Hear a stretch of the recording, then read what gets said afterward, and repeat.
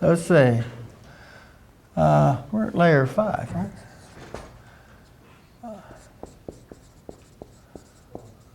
I'm sorry.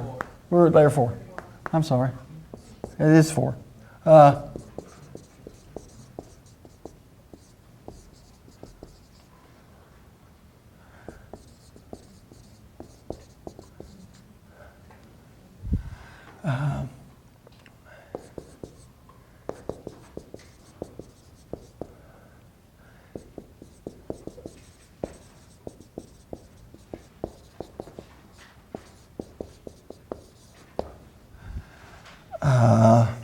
Trying to put this in as few words as possible, but it's not easy to do in this layer.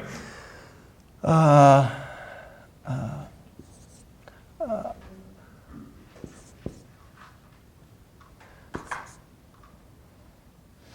trying to use the right word here.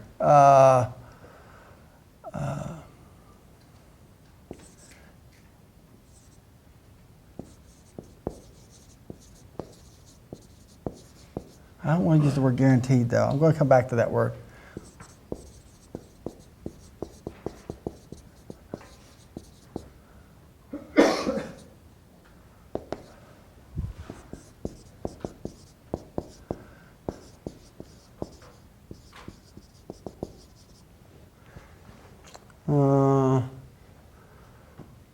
I'll stick with guaranteed. I'll stick with guaranteed now. I can work around it. So, the transport layer. So now we've got a file we're sending across. Might be that PowerPoint file, sales.ppt, right? So we got this sales.ppt. And of course, it's a PowerPoint file, and inside of Cisco, we're awful proud of using PowerPoint. Everybody wants to use PowerPoint and everything. So let's just think about this PowerPoint file. This PowerPoint file, let's see. Let's say we're having a half-hour meeting. That's, 75 slides at Cisco? So let's say that's 27 megabyte file, right? We always have these big files we're sending across the network. Networking, you don't send a big file across the network in one big chunk. It's sent in little, it's like a book. I'm going to borrow this. If I was wanting to send this as a file across the network, I can't send this entire book. It's full of pages. So what do? I have to start breaking this down into chapters and pages, something easy to send across, because let's say I can only send this much across at one time. I have to determine how many of these pages I've got. I've got to start breaking this big file down, and that's called segmenting data. So at the transport layer, when these files come down, we start segmenting these. So we've got our PC talking across the network to our server, and let's say we're pulling information across. So here's our sales.ppt file. So we have to start breaking that down. How many segments, how many chapters do we have to send? I'm going to be sending you 10 chapters. There's a 10 chapter file. 20 chapter, how many ever files? So we've set up our session. These people are talking to each other.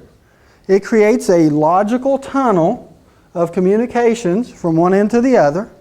And now the person who's requesting that using file transfer protocol, let's say it's FTP, he says the file that you're wanting to get is going to be, let's say, 75 chapters, 75 segments to move this file across there. He tells this person, hey, there's 75 segments I'm sending you for this file. He breaks it down, that file, into those. So this person's expecting 75 different segments. And we want to make sure it gets there. Depending on the application, if it's file transfer application, if you go to FTP, the definition of FTP, somewhere in it, it will say a guaranteed service to move files across the network. Provides reliability, reliable. That'd be another word we could do, reliable services across there. So if my application decided to use FTP, reliably it's going to cross it. Well, what's that mean, reliable? Well, it means that I break this down and I send segment 1 across. When this person gets segment 1, guess what? He puts it together and says, I got segment 1. He sends back a response and says, I've got segment 1, send me segment 2. He knows he got the segment. He knows he got that. Now send 2. So this person says, all right, I'll send 2. He gets that. I'll take 3 now. A lot of especially your data applications, have always been designed to use this. You guys have always heard these terms. TCP IP. Has everybody heard that? TCP IP? Guess what this is? Guaranteed is Transmission Control Protocol. TCP. Transmission Control Protocol says, I'm going to tell you how many segments you're going, and I'm going to send them to you, and then you're going to tell me if you got them. And if you don't get them, you tell me. So if he sends 1 across and I get it, I say send me 2. I send 2 across, he says send me 3. I send 3 across, it's going across. And then something happens in the middle of 3. You don't get the whole chapter. He waits and he waits and he's got a little watch and he's time, and that's you've heard applications time out. Guess what they're waiting of here? Where is it? I didn't get it. Send me 3 again. He says, I need to see 3. I haven't seen it. What does that give your customer? Reliability. Guarantee that that's going to go across there. It's guaranteed services. It's guaranteed. That's why your data applications always have used TCP. First of all, networks used to suck. That's a technical term. I've heard too many engineers say it. I've heard too many engineers say this sucks, and it's got to be technical. But this is guaranteed. So your data applications, your databases and all this, to make sure that your databases are right, this is what we use to go across the network, TCP. Now what's the cost of this? There's nothing free in life. Nothing's free. Maybe the love of my dog, Bo. Doc and Bo. Doc's dead, Bo's my new dog. That might be the only thing that's free, because he loves me to death no matter what mood I'm in. Now my other dog, my wife's dog, Bella, she doesn't love me at all. So, but what's the cost here? Delay. I have to send something, then I have to wait for you to get it. So if it goes all the way across the world, I have to wait for you to send all the way across the world back to tell me you got it before I can send something else. So it will delay, and the cost of more network traffic. Not only am I sending the traffic across that's real, I have to wait for a response that's going to be network traffic to come back. Yeah. Absolutely. Now, we've found a way to cheat this a little bit. Actually, if all this works right and everything works as it should, the network on each device, we have this thing called a TCP sliding window. So if I send 1 across and it works, and I send 2 across and it works, and I send 3 across and it works, he gets 3 and he says send me 4, and I go back and I said all right, here's 5. After a while, both ends say this network's pretty reliable. What if I could send 6 and 7 together? What if I just say, hey, I'm going to send you 6 and 7? Would that accelerate transfer rates? Yeah. And then this person comes back and says, I got 6 and 7, send me 8. Well, if it worked for 2 segments, let's do it again. Let's send 8, 9, and 10 across. Supposed to be a line there. He gets all 3 of those, comes back and says, send me 11. I'll send 11, 12, 13, and 14. I can actually increase the number of segments I send based on the reliability of the network, which accelerates transmission rates. And then I can go up to 15 segments. Standard TCP IP, I can send 15 segments at one time. And so I could actually get up to where I'm sending 15 chunks at a time, which would really be good. Accelerate that. And if anybody loses something, let's say I get way down here and I'm sending 50 to, and I'm using 15 to 64. And he sends it across, and something happens in here, let's say to 63. He's going to come back and say, send me 63 again. I didn't get it.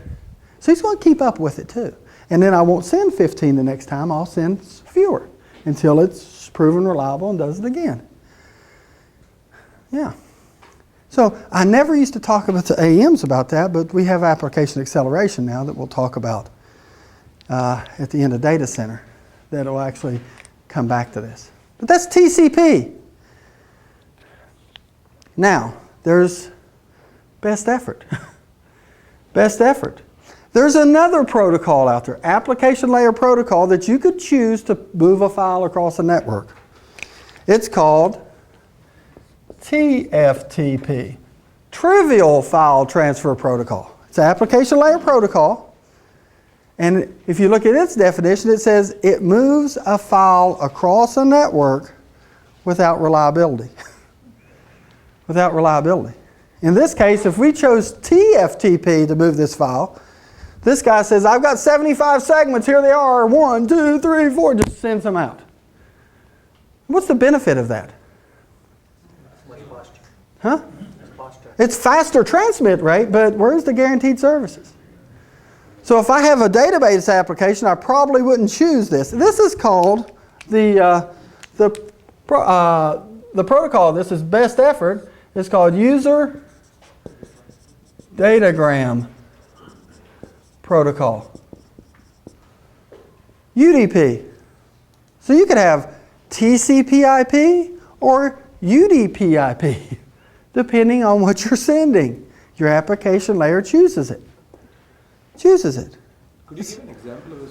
I mean, where is this? Where was this used? Because if all right, I'm about to do that. I'll give you an example of this. Back in 1997, a little fella, well, he's not so little, he's pretty tall actually. A guy named John Chambers. Anybody ever heard of him? Now, Johnny Chambers had been a president of Cisco for a couple of years. He was taken over and he was trying to really, it was a great time of networking and all this, and he stood up on this campus somewhere and talked about the vision and strategy of Cisco moving forward. Now you have to look, Cisco was in essence a routing and switching company. We created routers, husband and wife team, right? And up until the early 90s, in 1993, the switching, Cisco started acquiring switching companies. So we were a switching and routing company. The internet was going to be born, and we'd acquired a few companies and everything. But Cisco needed to talk, they wanted to be an industry leader and talk about transformational technologies from Cisco where they wanted to drive networking. So in 1997, John Chambers stood up on this campus to a bunch of investors and said, our future is this. Long distance charges are going to become free because they're going to all be turned into packetized IP. And voice and data networks are going to converge. Cisco's collaboration architecture didn't just start last year or 2 years ago or whatever. It actually started that day. John Chambers said voice and data networks were going to converge and Cisco was going to be key in making it happen. Now, let's look back. Back then, the internet was, you were still using, at best using dial-up. Most people didn't even know how to access the internet. There wasn't a lot of information out there. Customers' networks weren't very reliable. There wasn't a data application that was nearly as important as voice back then. PBX was really important. And we were saying we're going to put that voice on a data network. People laughed. Everybody laughed at John. Everybody said, John, what's he drinking? What's he smoking? His vision didn't match what people saw as reality for today, but they weren't thinking down the road what possibilities could be. So we're going to put voice on a data network. The most important thing, now why did Cisco do that? Why did Cisco want voice on a data network? Excuse me? It could make the network more important. It would make people think about the network more than anything else. They put reliability in the network. Back then, people still had hubs in their network. We'll talk about how unintelligent a hub was. But people were still running their business applications. You have to remember, email wasn't really that important back then. So people had no data applications that they really thought were that critical. But voice was our only communications method. And if I'm going to put voice, you know, that 5 nines of reliability and everything on a data network, what am I going to have to do? I'm going to have to buy switching. I'm going to have to put reliability in there. I have to buy more intelligent switches and routers. And who sells the most intelligent switches and routers? Us, right? So it was to drive our business, our core business. That's all it was for, to drive the ability for that. Now, if you have a choice of voice on a data network, which one of these are you going to use? Are you going to use TCP or are you going to use UDP? Why? Because it's a real-time communication. If you use TCP, the real-time communication doesn't work well. So you're saying that the delay factor in sending something and waiting for the return is not going to work with voice. Yes, there's your application. There's your example of why you voice and video, because it has to get there quickly. You have 150 milliseconds to get that voice to you and keep it going. It's streaming through your network. I can't send just a word and it get lost here, or a syllable and it get lost in the network and then retransmit it. It's not going to sound right. It's not going to sound right. It's not going to sound right. You get it? So we had to use a UDP type protocol for voice and video. So what's that mean? Your network's got to be prepared for it. It's got to be prepared for it. So you've got to engineer your networks for this. You've got to be able to start saying, that's voice, put it first. Let data get there. Somebody's downloading a file, let them slow down. They don't know if it's going to be 1 second more, but let's get that voice through there, because it'll kill a voice call. It'll kill a video call. That's why we use. This is critical. The first thing I used to, again, they hired me to sell voice and video, more voice than anything at the time, on networks. And I sold a ton of it. And I go to customers, and the customers tell me, first off, my data network sucks, a technical term. I'll say, so do you have any data applications that's important to you? Yeah, we got data. Well, let's fix it for that with the idea of putting voice on it after we fix it, because I don't want a cap case. I don't want to have to revisit this over and over. This was a way for Cisco, understanding this is a way to talk about Cisco's availability, making networks available and intelligent enough to make this stuff work. In this era of video, this is really important. Because voice, when we talk about voice is just little bitty packets. What's video? Huge packets got to go across the network. A voice call could be 8K payload. 8 kilobytes, that's it for voice. And very small stream across the network. But for video, if you're wanting to do high definition video, it's over 2 meg. Over 2 meg of flow through a network. I mean, it's got to get there quickly, and we can't retransmit it. That's what gave you the robot dance, whatever it was. So that's the importance of this. Cisco knows how to make this work.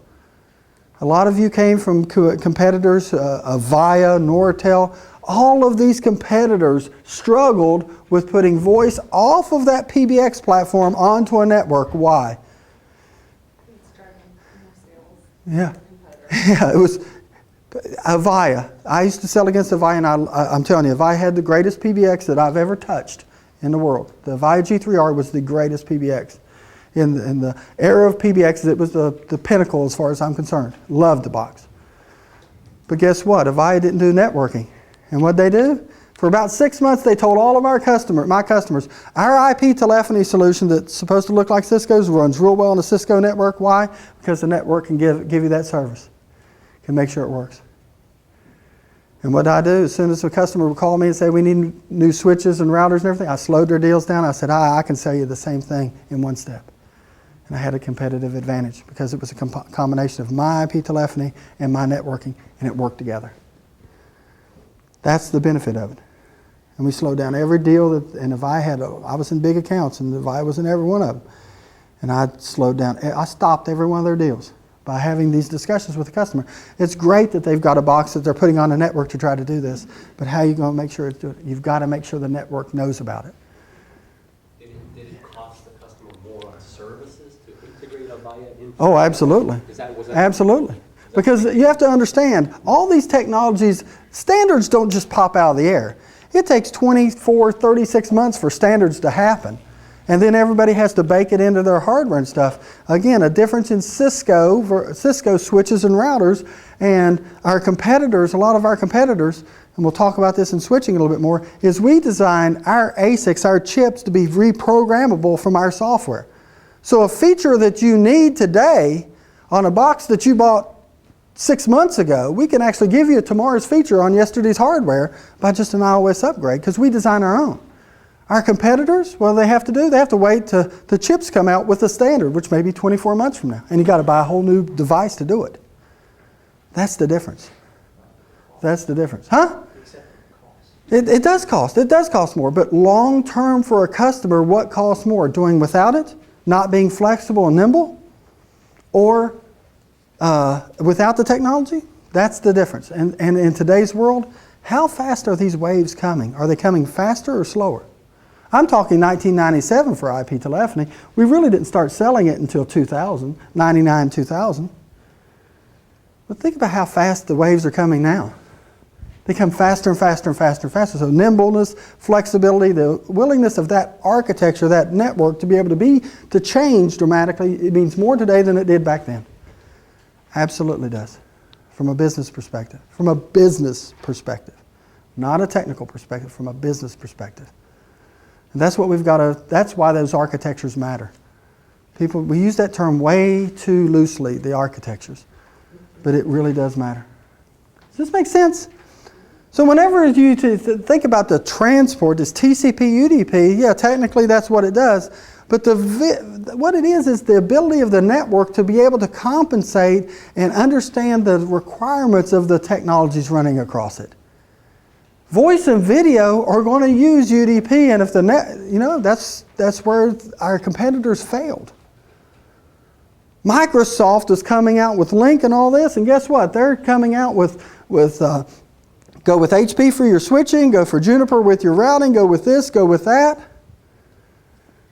Is that going to give you everything you want? I don't know. Is it going to make you nimble, flexible? No, probably not. That's how we used to win our deals, is go in there and say, we have a holistic solution from the net, from source to sink, and everything in between. And customers bought in on it. Now, who was number one back in 2000 for voice? Who was number one worldwide in voice? Nortel. Nortel Networks, number one in voice. Absolutely. And they were a great company. They were a great company. I'm not going to talk, I would never talk bad about Nortel, Avaya, or their products or anything. I'm telling you, they made some bad decisions. They made their senior leadership made some bad. The guy who lives across the street from me worked for Nortel for 18 years. Great guy, great worker, smart guy. But guess what? They didn't see the need, that network need. They didn't develop the things that we did in there to make this work. And guess what? Where's Nortel today? Non-existent. Non-existent. A sad thing, right? Avaya. Avaya is a great competitor of Cisco. But Avaya is not doing as well as they'd like to. I can guarantee you that. They're not. And again, this network does matter. Why? Because we understand what the requirements are for that, for voice and being able to converge all that. We have network assessments. Our partners and everybody do network assessments. We go out and look at your network first before we just throw it out there. That's what you've got to do. You've got to make sure. You don't just go out and build a house anywhere you want and hope that, I'm going to build a 5-story house on this land. You've got to make sure your foundation is going to support it, right? You certainly want to do that. And that's what this is. That's what this is. So, what time is it? Oh, it's only 10 o'clock, so we can go on a little fast. We can go on a little bit further. Does this make sense? So, the transport layer is really important when you talk to customers about voice and video, about the need of the network to support these things. It's more important today than it's ever been because video is brutal. I'll just tell you that right now. Video is brutal. Anybody in here used to sell Tandberg? Any Tandberg? Yeah. Did Tandberg go to IT? What do you think IT would say when Tandberg knocked on a door? Yeah, Tandberg was very, very successful, but they stayed away from IT as far as they could because IT knew exactly what video would do on their network. Right? Not on my network. No way. They sold it to the business and forced it down IT's throat, in essence. Yeah, that's what they did. Why? Because business people have all the clout. Is IT a cost center or are they a revenue center?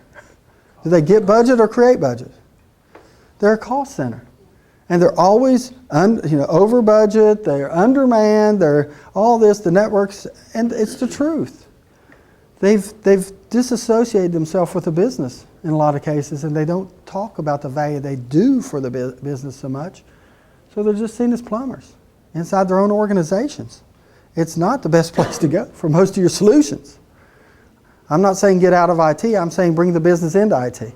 Bring the requirements. Yeah, it's important to sell to the business leaders. Because that's what we did here. I mean, we had to go talk to people we'd never talked to, and that's why they hired me, because I was a telecom manager, and I'd walk into a telecom manager's office and I'll say, let's just talk about the future. I'm not going to talk about specifically about Cisco's, but here's what's going to happen. How are you going to adapt to this? Your people out here on the outside are going to require this of you in a very, very short period of time. Are you going to be ready to address it and get you ready? Same with video today. We're not yet in the era of all of this.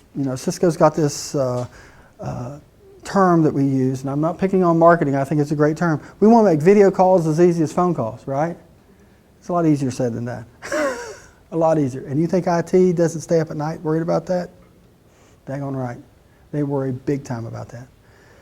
Because they're afraid to go back and say, I can't do that. Because they think they're going to get fired, and they may. They may. So, now we get down to where Cisco lives and breathes. We finally get down to the nitty-gritty here. Layer 3, the network layer.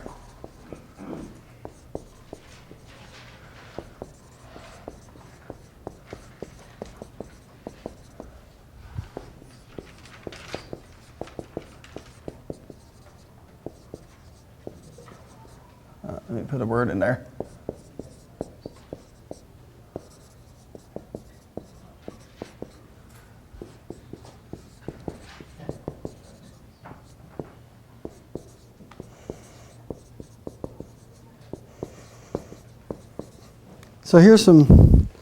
So the network layer. You've all heard the story about Cisco, right? What's the story of Cisco, how Cisco started?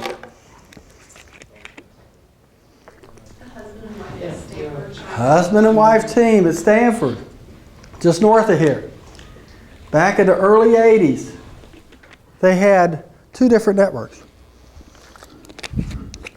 Let's draw this up. I think it was about a loaf of bread or a gallon of milk, from my experience. So let's say that the husband is working on this network. There were a lot of different types of networks. He was working on this type of network in his department. The wife was working on this type of network. She's over here. They couldn't talk. They couldn't talk. So what did they do? Well, people had came out with this new thing called a personal computer. PC was coming about. And they took one of those personal computers and they wrote some really cool software in it. They put a card that they made this side of this PC part of this network, and they made this guy part of that network, this side, and they wrote some really cool software that allowed information to flow from this side to that side. Connecting this different types of networks is what a router does. That's the birth of a router. They probably did it on campus between their 2 departments, and they went to a meeting one day and they said, hey, how's that? It's kind of cool that we can talk across this thing now. They said, yeah. Hey, could you do that for our other department? Well, let me see. Well, maybe I can. Let's see. You've got a 3rd type of network over here. I could do that. I could connect it up to a 3rd type. So on their own campus, they were innovators. This was transformational technology. It had never been done before. They wrote software to do it, and it worked. So they probably, at Stanford, they probably had a meeting with UCLA and USC and all these people, and they said, hey, did you hear what we did down there? Hey, if I send you one of those computers, can you write this and do this for me? Yeah. So they started shipping these things to all the California schools, and then people went to national sales and they said, hey, listen, I'd like to do that over here in North Carolina, and I'd like to do that in Arkansas, and I'd like to do that in Texas. And these two people said, you know what? This is some good stuff. I can make some money on this. So guess what? They said, teaching pays me this much, and I see potential for this, so I think I'm going to leave my job. And so they started buying these things. They maxed out their credit cards, buying PCs and writing this software. They were, didn't have a great business model and everything. They were geeks. Get it? They were geeks. They went out and started looking for venture capital. They looked for people who would give them money. Nobody wanted to give them money. They didn't. This was really transformational technology. People didn't want to give them money. Finally, somebody back in 1985 said, you know what? I think this has got some, but the one thing I want you to do is you two geeks can't run this company. We need to get somebody who knows how to sell this stuff, a marketing or a salesperson, and that's John Morgridge. And that was the requirement for them to get their big chunk of venture capital, is to get the geeks out of in charge and let the marketing and salesperson take over.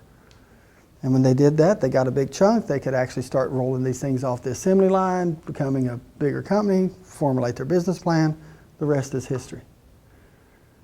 That's what a router does. Its basic functionality is to connect different networks. Today we use that in the voice world as a voice gateway to connect us up to the PSTN. So we can call home and say, honey, what do you need for me to bring home? Again, I think that's what started this. I think he was at work and she was at home and she needed a gallon of milk. She called one of her friends here because she couldn't get a hold of him, and he was behind a locked door and they couldn't communicate. And he came home and got in trouble, and he says, I'm going to create something so I don't have that issue again. That first box they created, is the museum piece somewhere? Do we know what happened? I have no idea. I'm sure it's not in I don't think it's in a museum. I mean, we've got some older boxes in there. And it wasn't even called a router. It was called a gateway, by the way.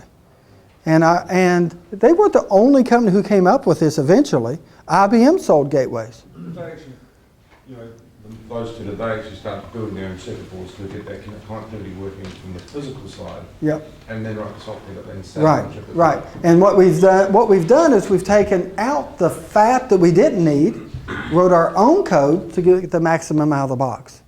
That's what that did. Because the box operating system was doing all kinds of other things that they would never want to do with this specialized box. So what they did is they said it was taking processing power. And you have to remember, processing power was at a premium back then.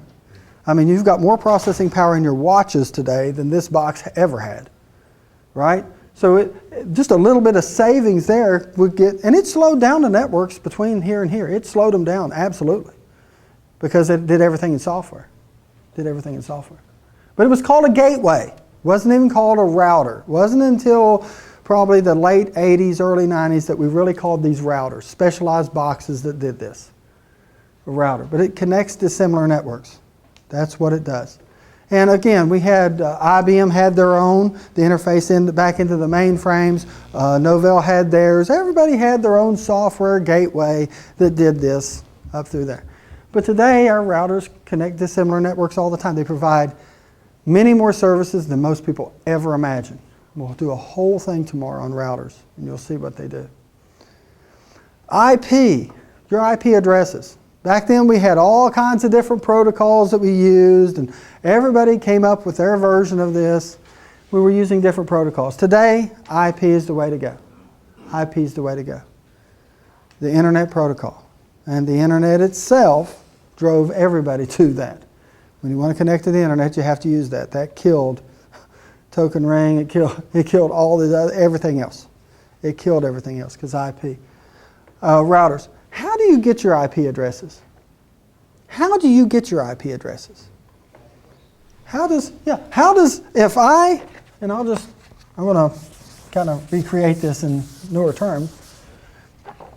If I come in and I have a switch here, and I connect a PC up to it, or if I have an access point, and I connect up through wireless my PC, how do I get my IP address?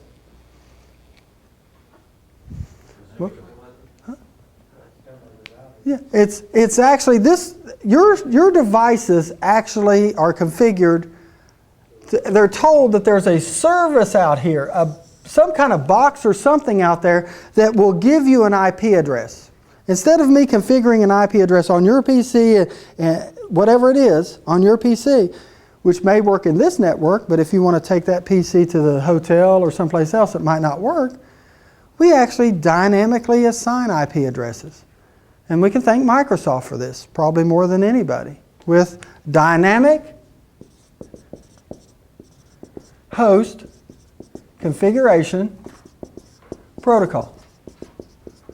DHCP. In your PCs, if you look in your PCs, there's a checkbox. It says, what's your IP address? It says, get one from the network. So when you connect up to any network, the first thing your PC just says, he yells out, hey, I need an IP address. And it goes through the network and it goes to this, and he's got a list of IP addresses that are assigned for that specific network, and he'll lease you one, and you keep that for a certain period of time. Now that IP address at your home, I'll use the ones that you might see at your home. 192.168.0.4. That might be something you see at home. When you buy your little box at your home, how many people here have wireless at their house? Wireless routers and all that. Kind of cool, so you don't have to sit in front of, you can sit in front of the TV or any place you want to do to have all these devices. Well, guess what? That might be your IP address. When you buy that box, the big instruction sheet that they sent you said, okay, you've got a cable modem or DSL modem coming into your house, and you hook that box up here, and it's got wireless in it. And it says, on the back, it'll have a port, and you connect your PC to it for the first time. And then you go to an IP address, 192.168.0.1, which is the IP address of this router that you've got. And then you configure that. You configure your wireless, and then you don't have to be tethered by a piece of copper. And you set it up. It's got your DHCP server in it. It's set up for that. And an IP address has got at least 3 parts, at least 3. It's got the IP address. It'll have something, so let me do this, 192.168.0.4, let's say. It's going to have something called a subnet mask. It's going to look like this, 250, if I could write it, 255, 255, 255, 0, and then it's going to have your default gateway, which might look like 192.168.0.1. That's the 3 parts you have to have. Now, it might give you some other things that we'll have in there. But this is the thing you have to have. And it's going to dole that out. So when you yell, hey, I need an IP address, it's going to at least give you these 3 things. At least these 3 things. And that's what it's going to say is, here is your unique address, logical. It's in software in your PC. It's in software in your PC. And this is the decoder ring. Because this actually has 2 different parts of information. It's got your street number and your house number. And it's all determined by this. In this case, I live on 192.168.0 Street, and I'm house number 4. There can only be about 250 houses on my street. That's all I can have. Probably don't need that many more than those devices in your house. I have 46 IP devices in my network, potentially, if they're turned on. I'm a geek. And I don't use this, by the way. Use this IP address scheme. But this, if I wanted less streets, more houses, I could do this.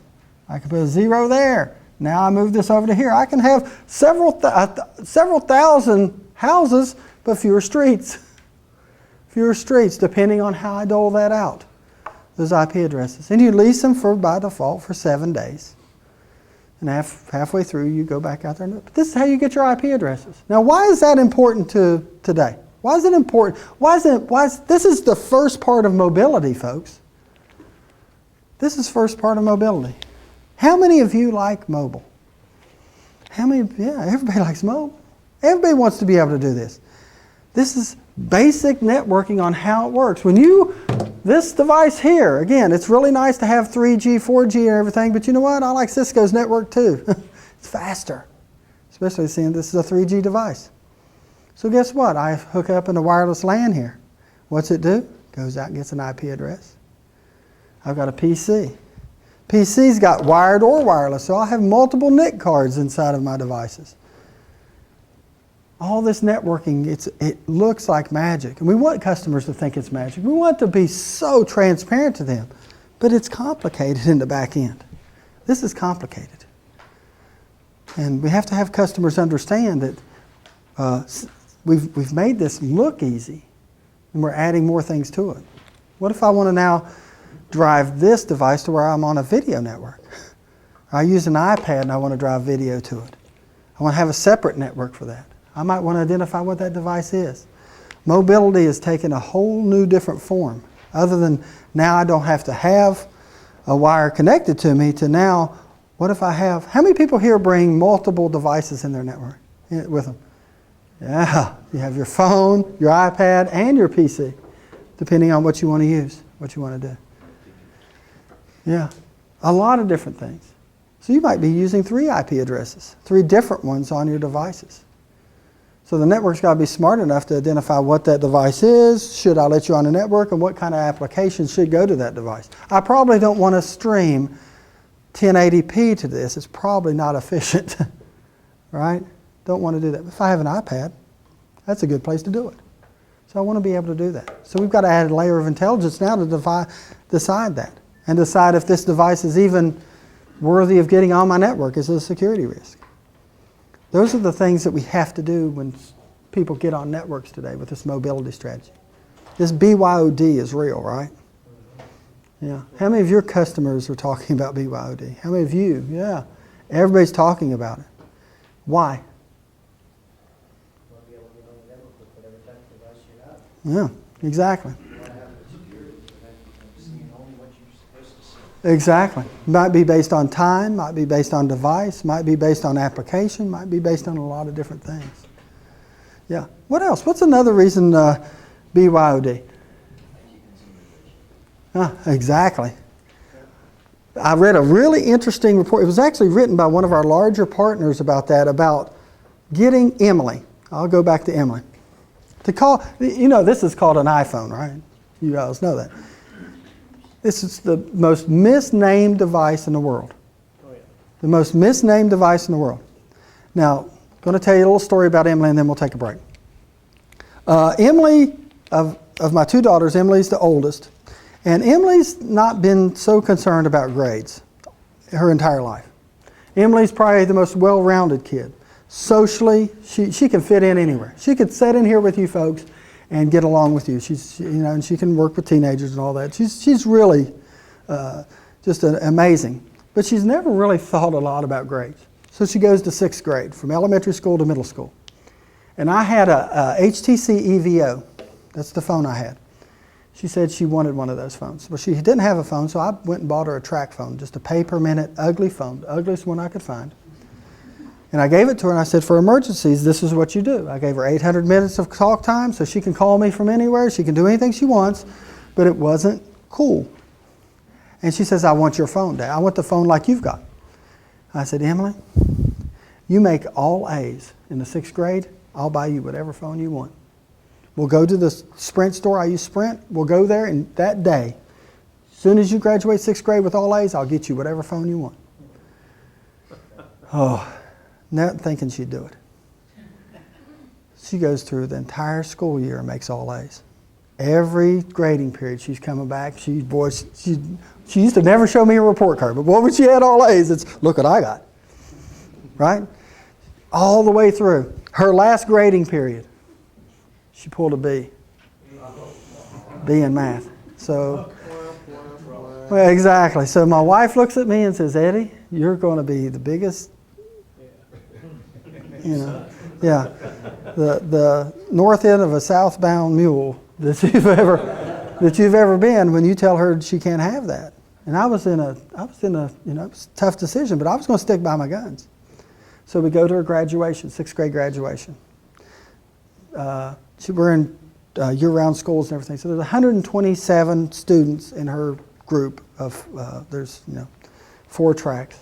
But she's competing with 120, or attending school with 127 students in her track. So they give out all the awards, the perfect attendance awards, which I never understood when I went to school. Why do you want to go to school every day? Take a sick day here and there. All these people who got all these awards and everything. And then they came up with the last student of the year. Now it's not based just on grades, but it's based on your, all the different characteristics. And she won the award. So Emily Martin walks across the stage as student of the year. My wife looks at me and said, "That's the easiest out you'll ever get in your life with her." So she comes off there, and I say, "Let's go." I said, "I know you made a B, but that student of the year, it shows me you're doing." So we go to the Sprint store. She gets her HTC EVO. Now Emily gets that HTC EVO. Second month after she's had it, I look at my Sprint bill. 2 numbers jump out at me. $5,279 and $29. What do you think she was using that device for? Yeah. The texts are $5,279 and only 29 minutes of talk. She had 3 days left in the month. Thank God I had an unlimited texting plan, first of all. And 25 of those 29 minutes were to me because she texts me and I text back 2 words. Call me. Call me. Because I don't, eventually people's thumbs are going to fall off these kids. But back to your point, do you think you're going to be able to force Emily to take whatever you give her? Back when I started, I was happy to get a desktop.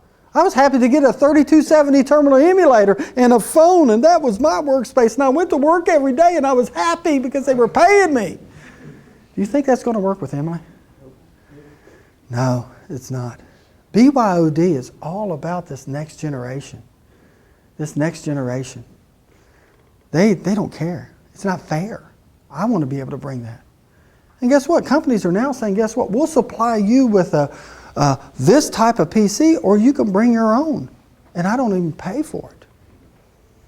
That's the wave. That's why BYOD is important. And mobility is a key part of that because Emily's not going to sit at a desk.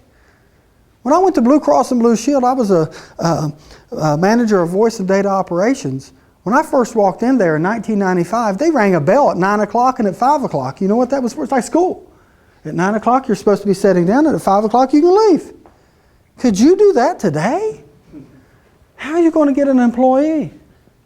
Who cares about that? Do you think IT cares about that? Do you think IT revolutionized this and said, do you think the IT person stood up inside of a business leaders meeting and say, "You're in sales, you're not going to be able to get the best new salespeople because you're not giving them the right devices. We're going to open up the network to everybody to come in here." Do you think IT did that? They fought it tooth and nail. But you can't stop it. Consumerization of all this. It started with wireless LAN. The first technology that I ever saw drive IT nuts was wireless LAN. It had been around for years. Once it started getting into my house with these little wireless things here, I started saying, why can't I have that at work? That's when people started making it part of the business process. And it's never stopped, and it won't stop ever. Well, we have a strategy, not to take up No, go. We would actually go to the largest CEOs and give them as a gift an iPad. Oh, absolutely. Which drove it straight from the top down to IT. Yeah. Right. So the first thing he'd do is have the iPad and say, "Why isn't my Exchange working on it?" Yeah, exactly. And so it had to open it up. Yeah. And so that once that dam broke, then It's over with. Yeah. It's over with. And it's all about, flexibility in the workforce, flexibility of, it's not work hours, it's not work days, it's work minutes. It's work minutes from everywhere. How many, you guys know as well as I do, I've taken conference calls on soccer fields. That's work. I have to do that. Hey, I'm sorry, honey, I know you're playing soccer. Let me go over here in the corner. I'll be talking business and everything, and I'll come back. What did I miss?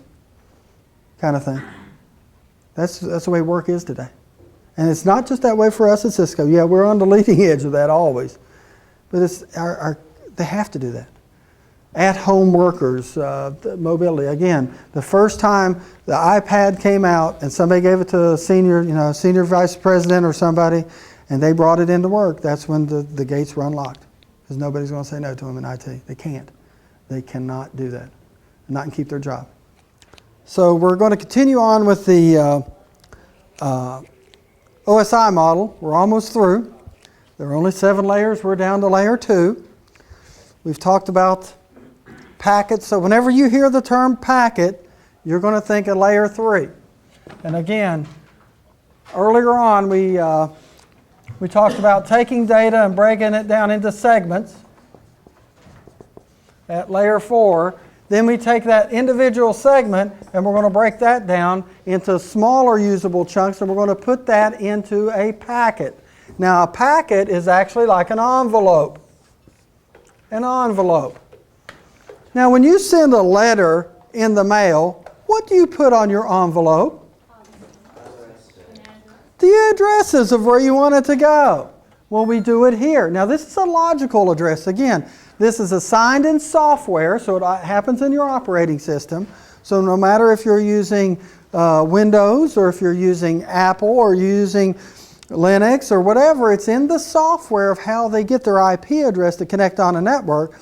And we take this data, we break this segment down into multiple smaller chunks because a packet can only carry so much data. So we take that chapter that we have, the book is the file that we're sending or the information we're sending.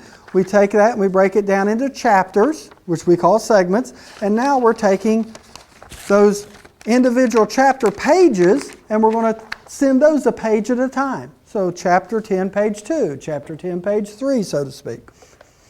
And we'll put those inside of a packet, and our IP addresses inside of that packet are going to be what we call source destination. So if I'm looking with a network analyzer, watching packets go across a network, I can actually see the packet, the data inside the packet, but I can also see who it's from and who it's to, just like a letter when you're sending that in the mail.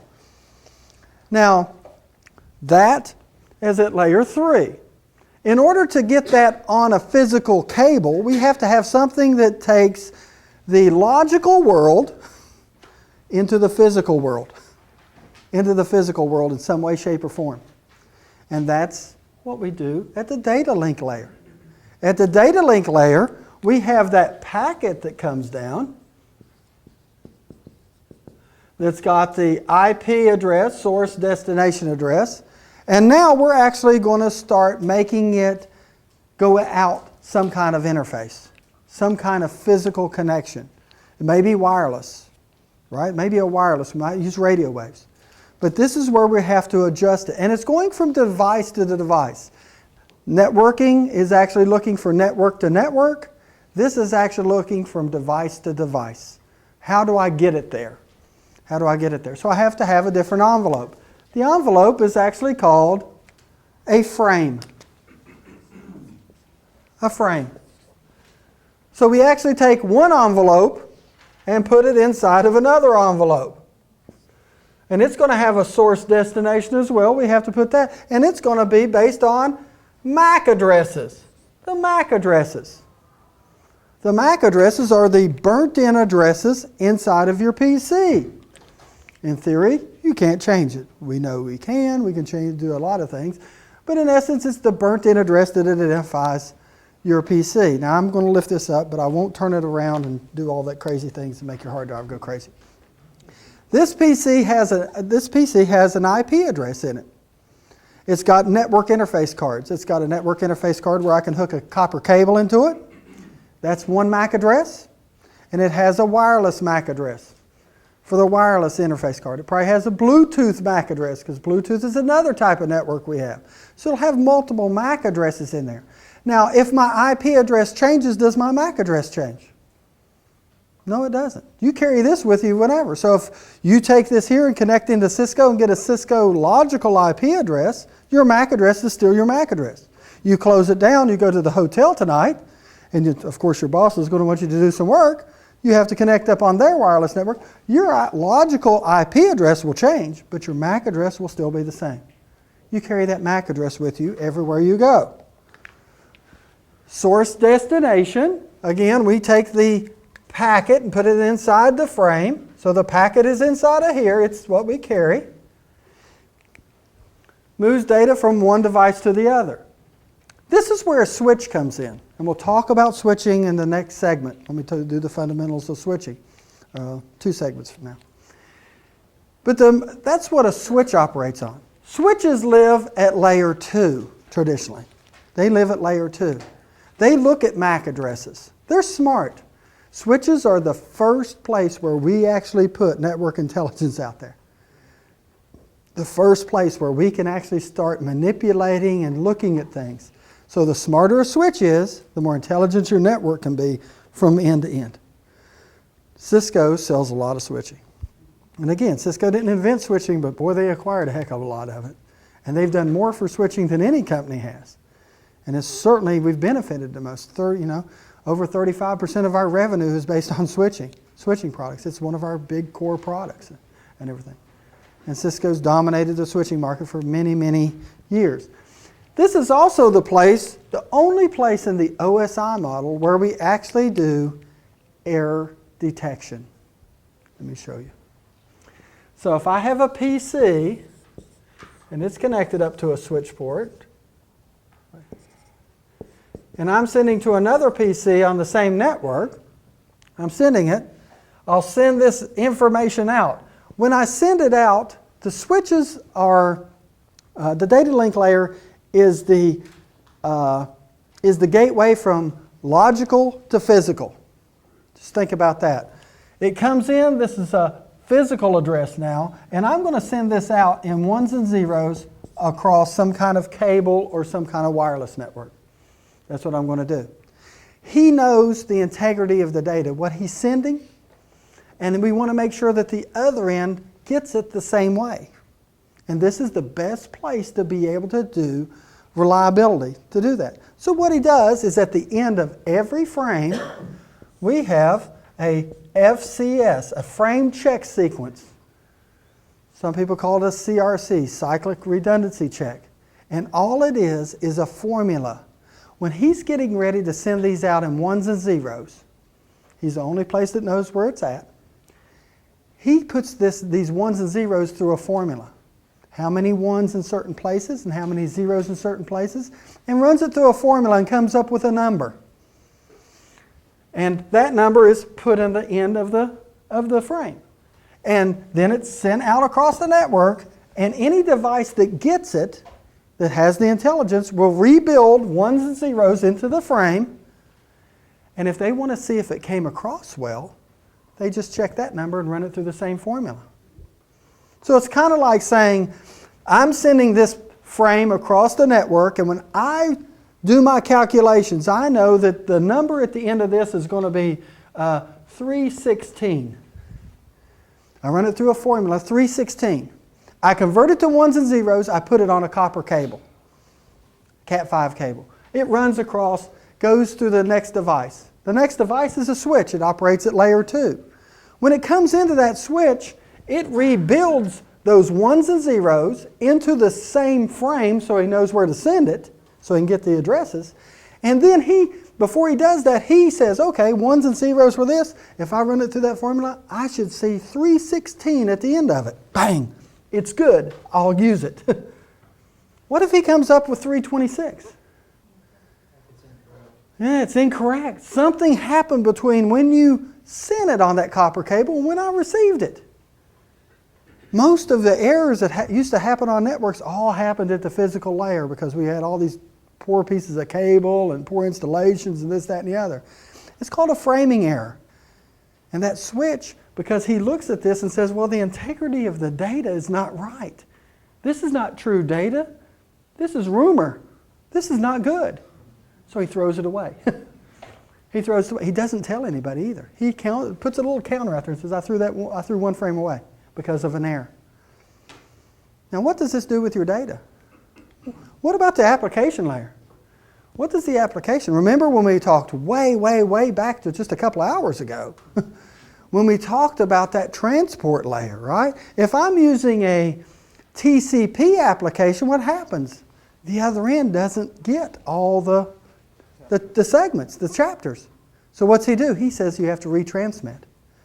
But if you're using UDP, it just keeps on going. It just keeps on going. Yeah. This is the only place where we actually do error detection inside the OSI model at layer 2.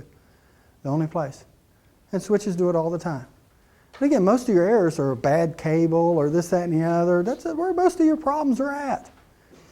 Right? Somebody's, I can remember early on when we used to do different types of Ethernet networking. I was at this one office and a lady she got a speeding ticket. She was not happy and she came in and threw her purse underneath her desk and knocked the wire loose.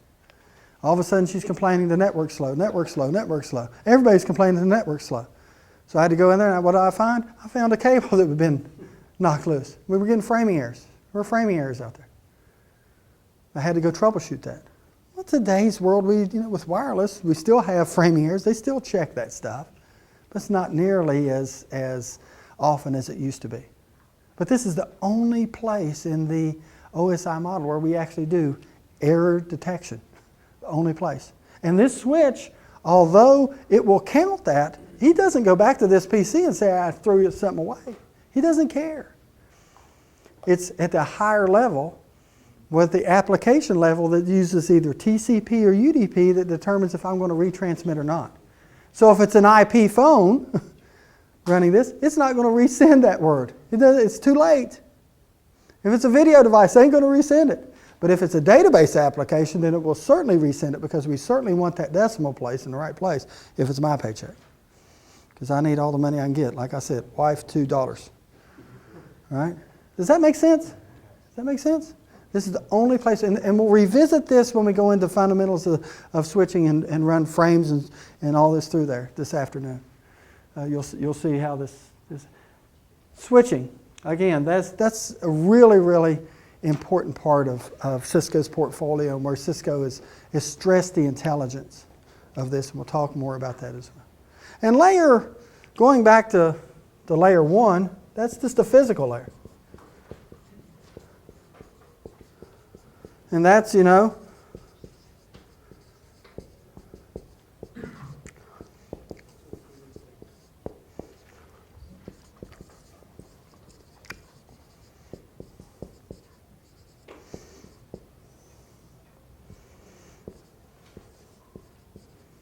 I could spell radio.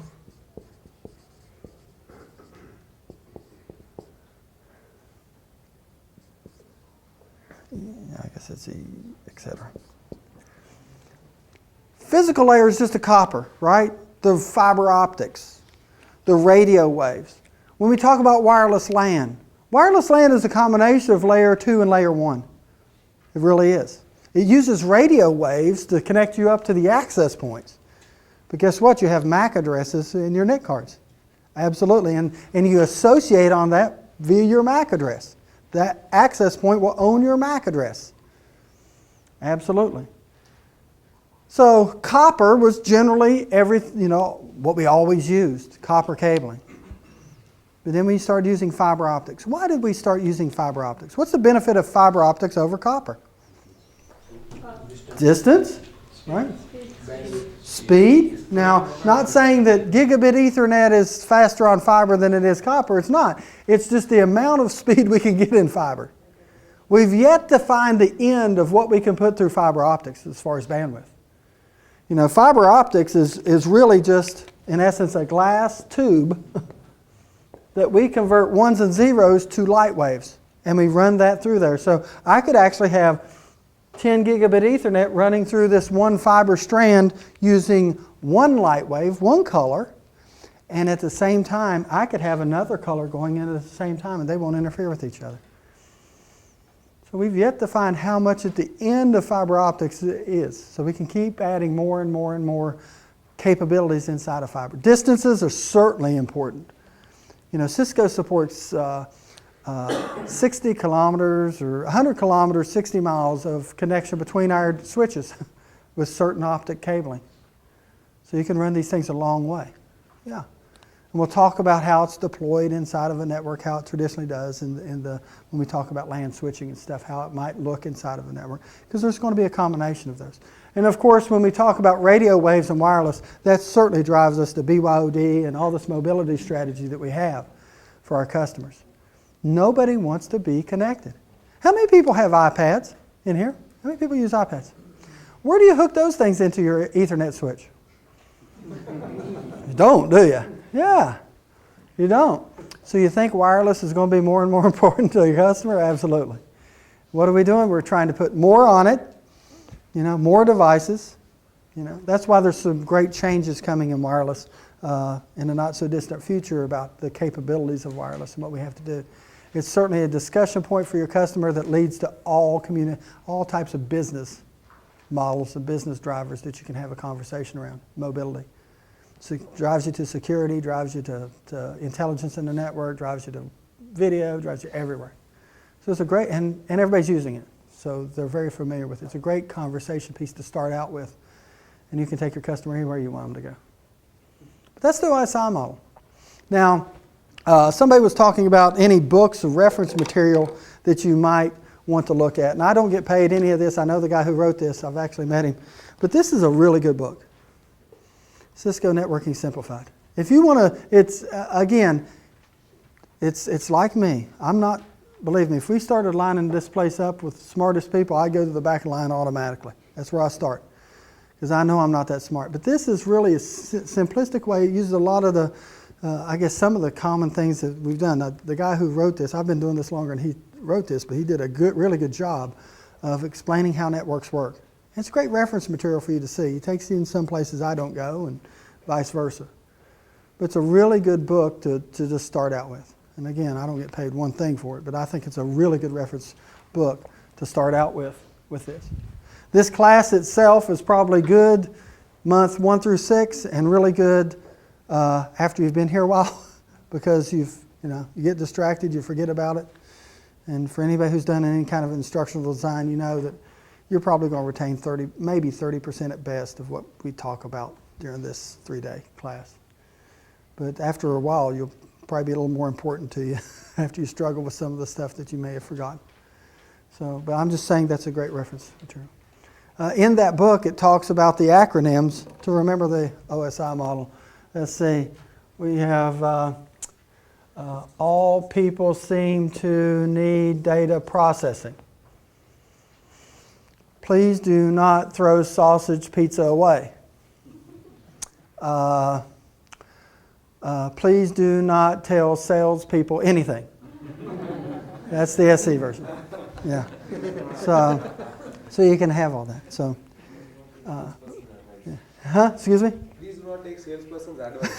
Yeah, that's another one. Yeah. Please do not take salespeople's advice. Yeah.